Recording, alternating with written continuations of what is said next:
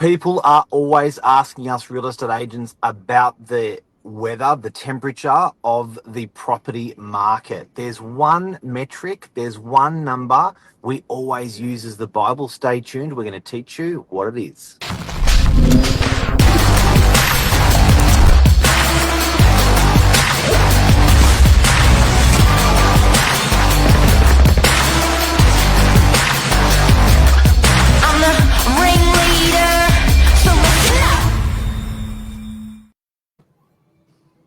Morning, property doctor. Morning, Billy Drury, old man, young man stuck in old man's body. Thank you for the introduction. Old man, young man stuck in old man's body. Yeah. No, other way around. How are ya? I'm brilliant. I'm excited to share this. I think this goes over the top of a lot of people's head. Blissfully unaware. They are always hearing, numbers reported in the news, which reflects how the market's performing. I'll give you an example. Auction clearance rates always seem to come top of headline. And there's a couple of inconsistencies there. So we're going to talk about what the true metric is this morning, and a number that we closely follow every week to bring insight to buyers and sellers when they ask, how is the market going? Particularly for the Northern Beaches. I don't know, I'd love to hear the input of other agents, but I think what we're going to talk about this morning is super, super relevant for the Northern Beaches. Absolutely. And look, if you are in any suburb, district, precinct, which everyone is, we're going to show you how that works through your software. Believe it or not, it's actually not an easy number to find. Realestate.com, Domain, RP Data, all the professional websites don't actually have this metric. So it's actually easily found. So we're going to teach you that. And it comes back to, it's a seller's market or it's a buyer's market. Now, there is also the nice word saying it's a balanced market. It's in between the two. Sometimes I find that's just used to be polite. But when it's a seller's market, that's when it's crazy capital growth, 10, 20% a year up just in a year. And that's when buyers are having a super hard time at auctions. Clearance rates are super fast in auctions. When it's a buyer's market, tell us about that, Bill. Yeah, you've got choice. Sometimes you've got time to make decisions, and there's stock that's sitting on the market. And when properties are not selling quickly and they're sitting, they appear to be overpriced. That's what the general market is telling us. Ultimately, there's a good saying, if it was half price, would it sell? I think Glenn Higgs came up with that one. It all comes back down to price and buyer sentiment. So I don't know if it can ever be exactly 50-50 balanced. I think that's near impossible. It can certainly feel like it, but generally it's swinging one way or the other. Yeah. Now, another thing, which this is not the number that we're getting to, but another thing that is an indicator across this is price discounting.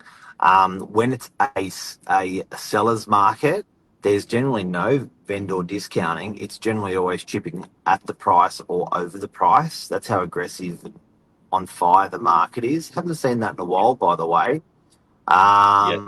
And then as a buyer's market, there's always the price is going down, the properties from when they first come online are staying on the market, maybe 60 days, 90 days, 100 days. There's an average in the marketplace of probably, I remember in the marketplace, the average days on market was 114 days. And that was the average days on market for DY.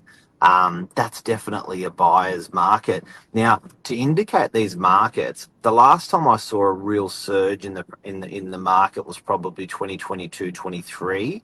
That's when we saw a lot of capital growth. I remember there was one, I don't remember, but in the mid 80s there was two. It surged double in a year or two, and then 5 years later it went double in a year or two again. On top of that.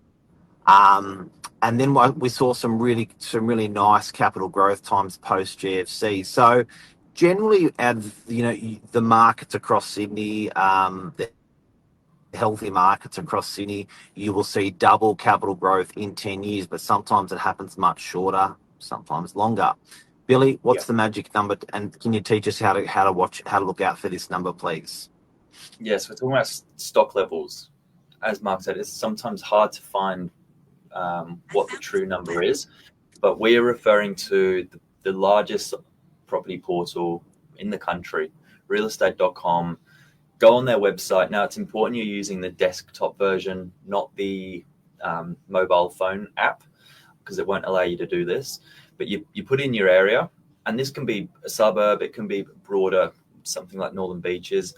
Hit search, and now it's really important that you follow these couple of steps. So pull this over.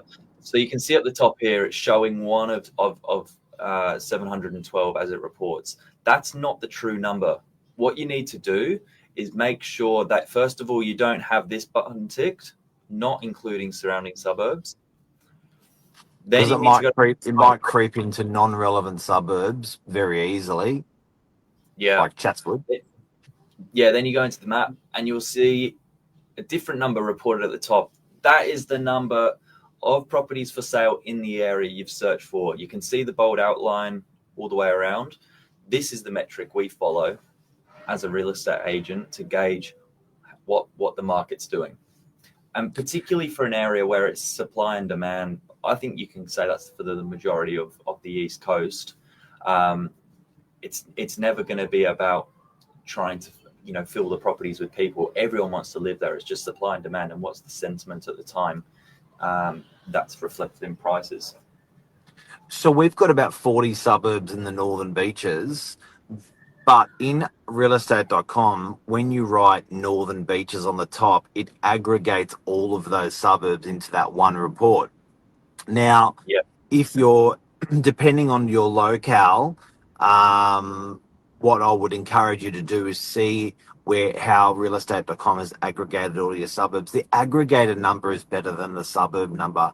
Sometimes suburbs are known for units, or they're known for luxury houses. So that's always going to muck around with your numbers there. But if you actually grab your whole locality or your whole council precinct, like I would imagine there would be North Shore, there'd be an upper North Shore grab, and then there'd be a lower North Shore separate grab all of those numbers. Now, we quote this like hell to prospective purchasers, to prospective vendors, because they all have their experience from what they see in mainstream media and what they see on realestate.com.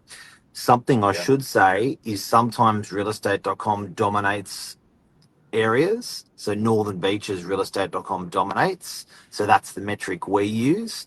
Eastern Suburbs, domain.com.au dominates. So you would be using that for your metrics. But either or, the magic is in when you start tracking the numbers over time.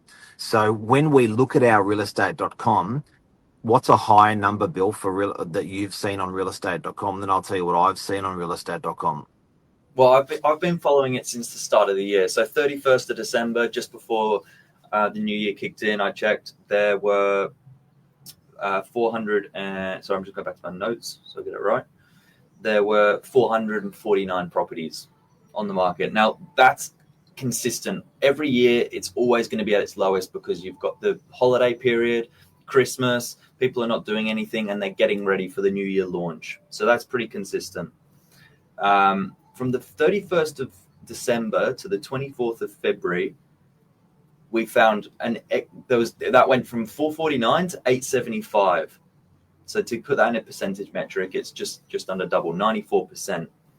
What was quite unusual then is from the 24th of February to the 5th of May, there weren't really much property. There was not really any property coming to market. So it dipped 22%. And that's where we're at now. So it went from 875 to 682 this morning. We're down. There's less stock on the market, and it usually comes off a little bit as we sort of dip into, off the top of the New Year launch. But it's surprisingly low for this time of year. Now, to give you some a longer lead, I've seen 1,200 properties on realestate.com. Billy just said 600 and odd properties for right now.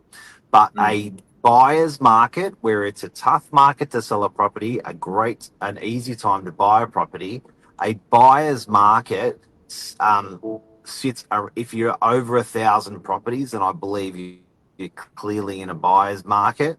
And I think if you're under 500 properties in a normal periods, then yeah, you're basically clearly a seller's market. You're going to be doing well. So, guys and girls, what I encourage you to do if you want to become an expert in your area, go onto your main portal. Have a look how many properties are on the market. Don't forget what Billy told you to do. Make sure you exclude surrounding suburbs, because when we're in the northern beaches, if we include surrounding suburbs, we'll get silly suburbs like Chatswood popping in, which are not relevant. So yep. just keep an eye on doing that for sure. And this is the better number to follow because there is inconsistencies. In auction clearance rates is the number one um, metric that gets reported. But as an example, CoreLogic, which is RP data, aggregates all the portals. There was a preliminary clearance rate of 69.4% based on 577 scheduled auctions for the weekend that's just gone. Realestate.com reported 54% clearance rate for New South Wales based on their auctions, 728. So that number, it's such a wide gap. You just don't know what truth's being reported, and the reason for that is agents are not updating those records. They're not reporting them as sold, or properties are selling before auction. So this is the better number followed. No one lies. Guys, keep an eye out on total properties on the market in your suburb on your portal. That will give you good optics on what is if it's a buyer's market or it's a seller's market. But you sort of got to watch that trend, maybe quarterly or monthly, and then it'll start to speak volumes for you as a buyer or as an agent. We've been tracking this on the market for probably 12 years now. We've actually got a WhatsApp group internally in our sales team where we're constantly reporting to each other the numbers every couple of weeks, every week or two. But that's the magic metric. Hopefully that helped you today. There you go. Have a good day. Thanks, Billy Bob. See ya. Bye.